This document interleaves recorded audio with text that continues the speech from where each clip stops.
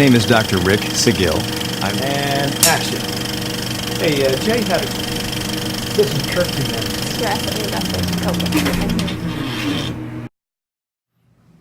And action. Hey everyone, it's Dr. Rick. Jennifer had a question about fibromyalgia and medical marijuana or medical cannabis. Just to let you know, I'm putting together a lecture with the folks at Verilife in Arlington Heights, Illinois, and it'll be the second Saturday in July. I don't know the hours yet. I haven't posted it, but if you follow me on social media, I'll be posting on Instagram and Facebook. Or you can call Verilife in Arlington Heights. I don't think they know, all the workers know yet, but we'll have it posted soon. Anyone's invited, but it's limited seating. If this is the first time you're finding me, don't forget to hit the subscribe button down below and the alert button to find out when I do new videos. So the objective of medical marijuana is to, number one, take away pain and give you limited side effects. Number two, deepen your sleep, which we all need. Number three, improve your mood and the way the brain functions. I really believe that mood is in proportion to the amount of hormone transmitters that you have in your bloodstream, and serotonin is so important for the brain, and it comes from a little bit of the brain, but mostly from the gut. So that's why I wanted to mention also about what to do with the gut, and I have a little tagline at the end about what to do with gut. So there's also with chronic fibromyalgia and brain fog, GABA receptors are screwed up.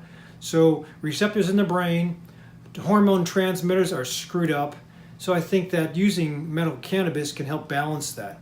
I really think that if you help yourself with sleep and you eat the proper foods and you move a little bit, you should be able to tame that fibromyalgia problem, whether it's chronic fatigue, depression, sleep disorder, trigger points, irritable bowel syndrome, whatever it is. I think we should be able to fix it, but it depends on how deep you are into the disease and how many other collateral diseases you have. So let's go through it. I like the classification. So if you're a new fibromyalgia sufferer, please see my video. I'll put a link down below on fibromyalgia. Might give you an idea about what to do with fibromyalgia, or if you even meet the criteria for fibromyalgia, because in Illinois, that's one of the 40 diagnoses that'll get you a dispensary card. So once you get into the dispensary, though, it's a little daunting to figure out what to do. Even my patients that use or consume every day, I still think a lot of my patients don't consume the right way. And you guys can be, you're very good with, those of you I'm talking about, you're very good with dosing and what works for you, but I think there's always a better way, just because I know the way medicines work in the bloodstream and the volume of distribution, the way some livers work, the way other medicines interact, the way vitamins can work, the way your own terpenes that you get from the environment might accelerate the entourage effect, or what you eat can also accelerate, in a way, the entourage effect to your CBD or THC. So that's pretty much it. The hemp is a cousin of medical marijuana, medical cannabis, and they both plants have the plant forms have the CBD in them. And one, hemp, has a little bit of THC. The other, medical marijuana, has a lot of THC in proportion to the CBD. So we'll just speak of the medical marijuana, but those of you who can't get the card, you can always substitute hemp. It just has to be a little bit fine-tuned. So if you go into the dispensary, the menu for the dispensary is just, you got to keep on scrolling through the phone or your computer, and sometimes the symbols and the names can get you confused. And then what happens is all those things, whether it goes from the flower to the concentrated oil from the flower that you vape, flower you obviously smoke, concentrated oil you vape, concentrated oil you put under the tongue, it's sticky, concentrated oil in tincture form you drop under the tongue in the dropper form, edible you get in a gummy or you get in a brownie that's pre-made, topical you apply, patch you apply, nasal spray coming up, spray in the mouth coming up. So it goes from flower to all that other stuff, all processed. The more you go that way, the more processed, the more expensive. The more you go this way, I think you have a big hammer of a flower, and It has substantial effects, but it has a lot of effects, and you might be taking in up to 500 cannabinoids when actually I want to microdose. Now, if you're going cheap or you just want to get high, I would still say that the flower is a little bit too much. With all this availability here, aside from the flower, I would microdose. And yes, I think that some of my PTSD patients, if you have PTSD or you have full-blown anxiety, I still think you can microdose with the vape and or oil together. So those of you who are using the flower, in New York, the classification system, the color coding for how to buy is right on. And they don't even allow the flower to be sold in New York. They want all the products aside from the flower, which I think is fair. I just would like to see the price lower. Price point is cheapest if you get the unprocessed flower or bud, but if they can lower the processing fee, that'd be great. So, having said that, I like to break it down into THC and CBD. So the color coding system in New York is all red for mostly THC. And remember, the medical cannabis plant, no matter who grows or which cultivar you use, it's going to have a little bit of both. Can't really separate out everything of the THC, and you can't really separate out everything of CBD, so you'll have a little bit of both. Now, the ratios are what I sometimes drive to look for when you're fibromyalgia suffer, when you're cancer suffer, when you have just sleep disorder. So again, we'll break it down into ratios. So the color coding system is red is mostly THC. Yellow, if you can see that, is more dominant THC but some CBD. Green is 1-to-1 ratio. That means THC to CBD. Blue is mostly CBD, a little bit of THC.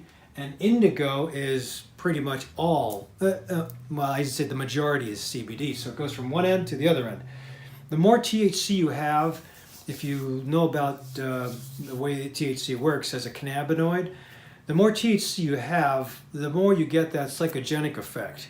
Remember, all of these, no matter what ratio, they can all stimulate the brain because technically the brain has most CBD1 receptors. The body and the immune system have the most CBD2 receptors. But I think they have an accelerant effect towards each other. So if you have a concentrate that has mostly THC, it will probably give you higher chances it'll give you a calming effect. And that might be necessary if you have PTSD at night. It might be necessary if you have full-blown anxiety or panic attack. So if you just have that, that's where I would go, on and off real fast. If you have fibromyalgia, but also a little bit of PTSD, then you want to use that for, say, getting sleep. But you want to use this for calming down the trigger points of the muscle and that inflammation you have. So it's just finding and dialing in your balance. So you have to, I like to see patients come up with the top 3 diagnoses. If sleep is your number 1 issue, we're going to go with this as your rescue. If inflammation is your number 1 issue, we're going to go with this as your dominant one. So it kind of depends, but in general for fibromyalgia, I would say because fibromyalgia consists of a sleep disorder, depression, and trigger points, 11 of 18, which means muscle pain, I would always say that sleep is so easy to impact. I even have an 87-year-old with a back fracture who I put on medical cannabis instead of his Norco, which he was having terrible side effects to. 87, you're going to have side effects to everything. Even Benadryl, that guy will have side effects too, but I put him on medical cannabis vape, 87 years old, not a smoker. He doesn't have any more pain. And he's walking around going through his physical therapy, not needing assistance, independent. So if an 87-year-old pure guy that doesn't take anything can get by, I really think that it can be fine-tuned to even the fibromyalgia sufferers. So I would always say this might be the easiest thing, but caution because fibromyalgia sufferers have this super sensitivity to anything, medicines, vitamins, so energy healing. You have to be careful. I would always say pick 5 to 7 days straight. Actually, for this case, if you're going to do the nighttime thing, the vape at night or the tincture at night or the RSO oil at night, use very little, but pick the same dose. Use it every night for 5 to 7 nights. No other variables. I don't like to have any other variables because it sometimes will water down the experiment over the 5 to 7 days. If you keep your eating the same, you keep your wake cycle the same, your sleep cycle the same, your exercise the same, your work the same, if you do all that and then you just change and add on one thing at a time, you should at the end of 5 to 7 days either say, yes, this helps me with sleep, or no, I get too dopey in the morning. So the side effects of too much THC, just remember this, in medical literature, there has not been an overdose on medical cannabis. I'm going to repeat that. There has not been an overdose on medical cannabis documented in the world on the planet Earth. So I would say that if you get too sleepy in the morning and or too drugged up, too high, then that's probably too much. You might want to dial down the amount of vape, the power of your vape, the full inhale, the amount of your tincture that you're dropping, or the amount of RSO oil you're using.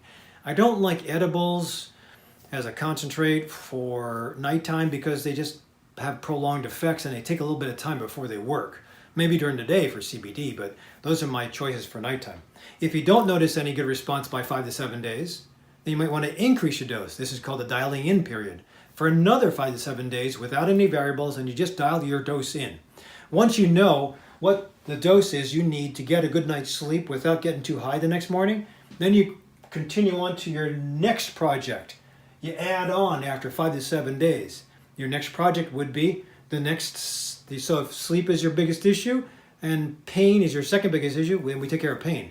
And that'll be towards getting the CBD portion. Because during the day, if you are going to take an edible, you can take an edible in the morning, you can take an edible again in the afternoon, as long as it's dominant CBD. If it's dominant CBD, theoretically, you shouldn't have the high effect. You shouldn't get tired. You should not get forgetful, dizzy, or fatigued. If you have all that, again, it's too much of a dose. You got to dial it down. But so this is where an edible will come in handy. I don't know if I like the gummies. I think they're a little pricey. They're convenient, but they're pricey. They taste like candy, but they're pricey. I can't imagine spending $30 for 10 pieces of candy. Even if you cut them in half, that's $30 for 20 pieces. That's $30 plus a month. I'd rather have you buy a mostly CBD tincture oil or RSO oil, or maybe a vape. But I have a belief that vapes will come on fast and then go away fast. So if you're using mostly CBD dominant vape, you can give it a try, but whether you use a vape, an oil, a tincture, or maybe an edible if you want, if you can afford it, then you got to do dosing of 2 to 3 times a day. 2 to 3 times a day for another 5 to 7 days on top of the nighttime THC. So no other variables. And you see how you do after that. And all we're looking for when you're going for the CBD, because CBD doesn't have a great noticeable effect on pain. THC has a great noticeable effect on sleep. But CBD, all you're looking for is side effects. If you don't have any forgetfulness, dizziness, or fatigue, then that's a good CBD, whatever it is. A 3-time-a-day vape, a 3-time-a-day tincture, a 3-time-a-day RSO oil, or maybe a 3-time-a-day gummy. But whatever it is, if there's no side effects added to your nighttime vape, then you just move that through 3 or 4 more weeks.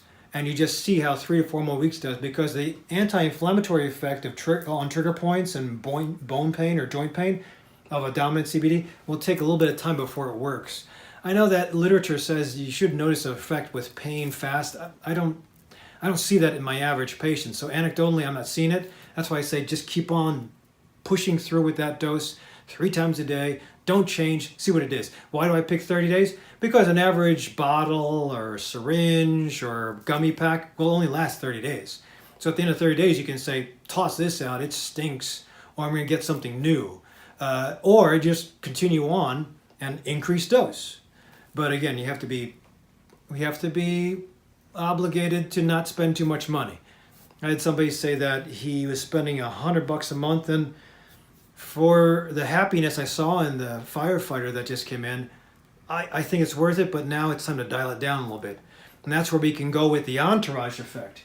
So sometimes with fibromyalgia, you'll have this hypersensitivity to anything, and if you're on an omega-3 oil, a lavender, a sandalwood oil that you're topically applying, helichrysum if you're using it for inflammation. If you're taking in capsules of turmeric, I think you can have an entourage effect to either support your form of medical cannabis or inhibit and diffuse your medical cannabis. So you have to be careful. I know a lot of my patients are taking a lot of herbs. I suggest, at least for deficiency, B12, vitamin D, iron, some patients, magnesium, curcumin, sometimes for sleep, valerian versus a 5-HTP. There's a lot of things I suggest. Depends on the patient. Depends on the the lab order deficiency that I find. I'm doing this only for deficiency. This is not just take this, this, and this.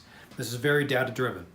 So, and this is also data driven in a way with mostly studies from Israel and outside the US, but as of yet, it's still a Schedule 1 drug, so can't get any investment by NIH to research this stuff. But if you go with self-study or N of 1 studies, my patients have, through trial and error, I've been able to find good results with them. And we'll see data come out over the next couple of years, but again, because the downside is very low, I think there's a lot of things we can do with it.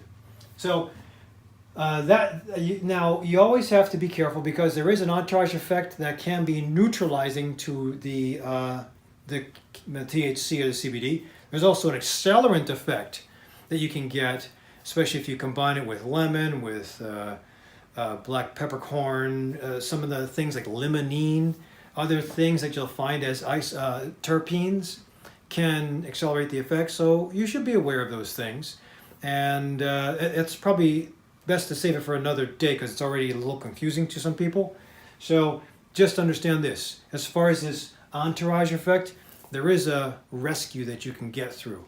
My usual rescue is, sorry, I had to step off camera. As I mentioned, black peppercorn and lemon. So I think you can find some extracts of pharmaceutical grade essential oils, which would be fine, versus actually having a lemon. So I would cut this in half, I'd squeeze it down, I would crush up some black peppercorn, put it in there, and then I don't have any CBD oil. I have my CBD oil from Wholesome Health Pharmacy. There's also Entourage Clinical Services in West Dundee. That's the old name. But Kayleen Kaylee's very particular with what she has in her shop. And Matt at Wholesome Health Pharmacy is also very particular what he carries in his compounding pharmacy. But CBD oil can rescue if you have any side effects from the THC portion. It can happen. But again, just realize calm. If you're having a little bit of a paranoia, if you're getting anxious, which can happen, if you're getting really slow. I was in Colorado when I took a hiking excursion up to Colorado, and I went to a medical dispensary, and I bought some topical, I have fibromyalgia, I bought some topical medical marijuana, I think it was Mary Medicinals, menthol, and mostly CBD. So I decided to take a shower, and I was achy from our 3 days of hiking, so I put this stuff all over.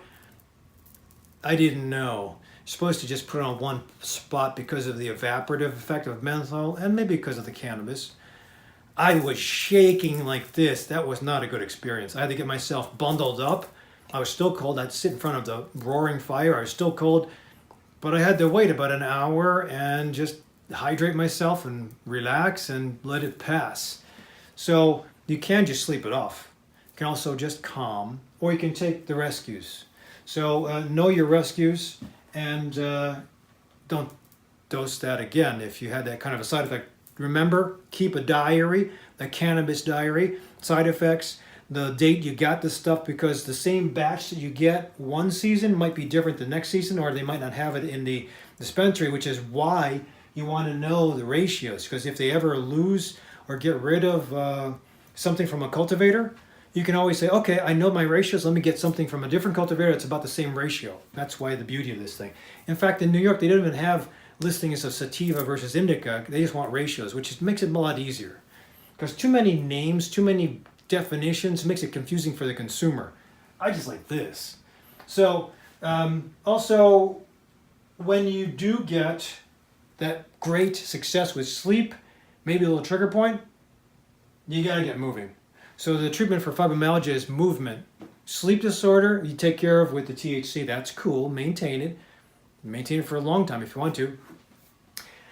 But the treatment of choice for muscle pain trigger points is to stretch and to develop a tolerance for lactic acid in the muscle. So you got to get moving. You got to get back into physical therapy. Have your coaches evaluate what you're doing.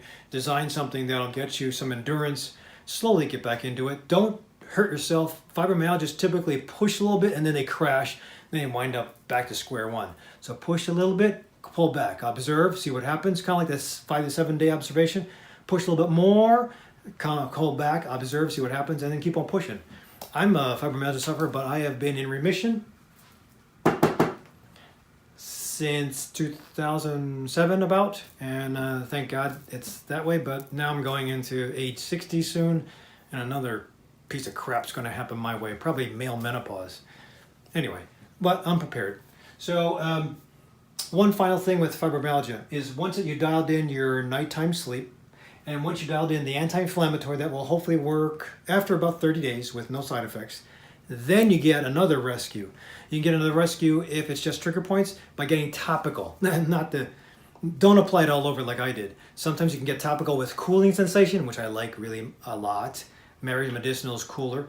Or you can get topical with hot capsaicin. I haven't bought anything, but I'll probably go out tomorrow and see if I can pick up. I'm a caregiver for a patient of mine, and I might go pick up stuff for him tomorrow. Topical with capsaicin. Might be interesting. Most of the topicals are mostly CBD. Very, very little THC, but you can get topical with a lot of THC. I don't know how effective it is to get through the skin to affect the brain, but it might relax things. It might even help with dermatitis and psoriatic arthritis. Psoriasis, eczema. So I have some dermatologists that also use topical. The blend that they use a little bit less irritating than steroid. That's very natural. And if you get a little psychogenic effect, cool. So topical always be a fast relief. So you got sleep, vape, oil, tincture. You got CBD mostly 3 times a day, 2 times a day, tincture, edible, oil, or vape. And then you have the topical that you can go to. The topical is up to you as far as TBD dominant or THC dominant. But those are the 3 big rescues. Now, if you happen to have fibromyalgia and IBS, I'll be talking about, as I mentioned, Crohn's disease in another tutorial, or ulcerative colitis in another tutorial, but I've had great results with getting some of my patients with bowel problems off of their medicines. However, so you do want to consider getting into the gut and onto the skin. I talked about the skin already. The gut, it'll have to be the edibles, and they'll have to be dosed in a different way in addition to the proper foods and probiotics. In fact, there is a study that showed that the best THC results are when you have a good amount of probiotic in the gut. So there must be a feedback loop between the brain and the gut and the amount of serotonin perhaps. But it was found, I'll see if I can find it, limited studies showed that there are better THC effects when the gut was populated by lactobacilli. I think it was animal studies, but it's worth investigating. That's why these great anecdotes that you'll hear from me, from other doctors, from patients online, I think they do help. In totality, it's nice to see when the masses move and you see overwhelming response. It can't be ignored. Kind of like epidemiological studies or observed studies. You can see the positivity in it. It doesn't necessarily put a cause-effect relationship to it until mechanistic studies are done and then randomized controlled trials, but we're not there yet. The United States is getting there, but not yet. So hopefully soon. So if this helps, then please pass it on to other fibromyalgia sufferers or other fibromyalgia groups. Hope this is an introduction. I'll put out the links to other videos I've done on medical cannabis. And otherwise, give me a thumbs up if you liked it, thumbs down if you didn't.